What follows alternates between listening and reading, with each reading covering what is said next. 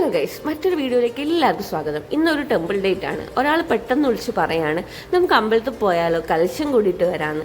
അപ്പോൾ ഇയാളെ ആഗ്രഹമല്ലേ, എന്നാൽ പിന്നെ നമുക്കൊന്ന് അമ്പലത്തിൽ പോയിട്ട് വരാമല്ലോ എന്ന് വിചാരിച്ച് അങ്ങനെ ഞങ്ങൾ രണ്ടാളും കൂടിയിട്ട് അങ്ങോട്ട് പോവാണ്. ഒരു റബ്ബർ തോട്ടത്തിൻ്റെ സൈഡിലൂടെയാണ് പോകുന്നത്. എന്തിനാന്ന് വെച്ചാൽ ഒരു ഷോർട്ട് കട്ട്, വെയിലൊന്നും ഇല്ലാതെ എത്രയും പെട്ടെന്ന് അവിടെ എത്തുക, അതാണ് നമ്മളെ ലക്ഷ്യം. അങ്ങനെ ഞങ്ങളിതാ സൊറയൊക്കെ പറഞ്ഞ് പോയിക്കൊണ്ടിരിക്കുകയാണ്. പോകുമ്പോൾ പറയുന്നുണ്ട് വഴി കറക്റ്റാണോ എന്ന്.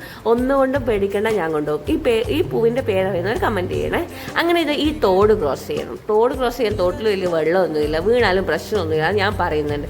അങ്ങനെ ഞങ്ങളിത് ഏകദേശം നടന്ന് അമ്പലത്തിൻ്റെ കണ്ടോ ആ ഒരു മേൽക്കൂര അമ്പലത്തിൻ്റെ അടുത്ത് എത്താനായി.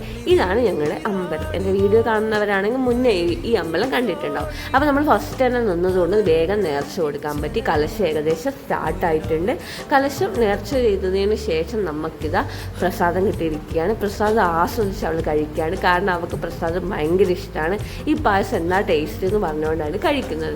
എന്നാൽ പിന്നെ കുറച്ച് ഞാനും വാങ്ങിച്ചു. എനിക്ക് പായസത്തിനോട് വലിയ താല്പര്യമില്ല. അപ്പോൾ എൻ്റെ ബാക്കി പായസം ഞാൻ അവൾക്ക് കൊടുത്തു. ഞാൻ നോക്കുമ്പോൾ നിന്ന് കഴിച്ച ആളുണ്ട് ഇപ്പോൾ ഇരുന്ന് കഴിക്കുന്നു. ഞാനൊന്ന് കൈ കഴുകാൻ പോയതാണ്. കുട്ടി ആസ്വദിച്ച് കഴിക്കുകയാണ്. കഴിച്ചുകൊണ്ടിരിക്കുമ്പോൾ ഇലയൊക്കെ കാണിച്ചില്ല. ഒന്ന് തീർത്ത് രണ്ടാമത് തുടങ്ങി എന്ന് പറഞ്ഞിട്ട് കഴിക്കട്ടെ. കുട്ടികളുടെ ഇഷ്ടം അങ്ങ് സാധിച്ചു കൊടുക്കലല്ലേ നമ്മളെ പരിപാടി.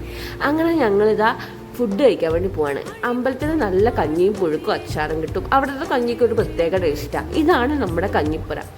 വെള്ളിയും ചൊവ്വയുമാണ് ഇവിടെ കലശം ഉണ്ടാവുക. അപ്പോൾ കലശം കഴിഞ്ഞാൽ ഈ ഭക്ഷണമൊക്കെ കിട്ടും കേട്ടോ. അപ്പോൾ ഇതാ സാധനം കിട്ടിയിരിക്കുകയാണ്.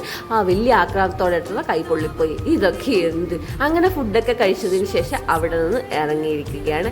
അപ്പോഴാണ് പണ്ട് സ്കൂളിലൊക്കെ പോകുമ്പം ഈ ഒരു സാധനം പിടിച്ചിട്ട് സൂര്യനാണോ പുഴുവാണോ ചോദിക്കില്ലേ, അങ്ങനെ കാണുന്നത്. അപ്പോൾ ഞാനൊന്ന് ചോദിച്ചു സൂര്യനാണോ പുഴുവാണോ. അപ്പോൾ നോക്കുമ്പോൾ സൂര്യനെ കിട്ടി. ആഹാ, എന്താ രസം അല്ലേ. അങ്ങനെ ഞങ്ങളിതാ വീട്ടിലേക്ക് പോവാണ്. ഏകദേശം വീടെത്തി. നമ്മൾ വീട്ടിലെത്തിയതുകൊണ്ട് പൂക്കിമോൾ ഇങ്ങനെ ഇരിക്കുകയാണ്. പൂക്കിമോളെയും ശാരി പൂക്കിമോളെ മോളും ഉണ്ട് ഇവിടെ ഇരിക്കുന്നത്. എന്താ രസമല്ലേ കാണാൻ. അപ്പോൾ എല്ലാവരും കൂടി വർത്താനം പറയാണ്. പൂക്കിമോളെ രണ്ടാമത്തെ മോളാണിത്. ഇനി മറ്റൊരു വീഡിയോയിൽ കാണുമ്പോൾ ടാറ്റാ, ബൈ ബൈ.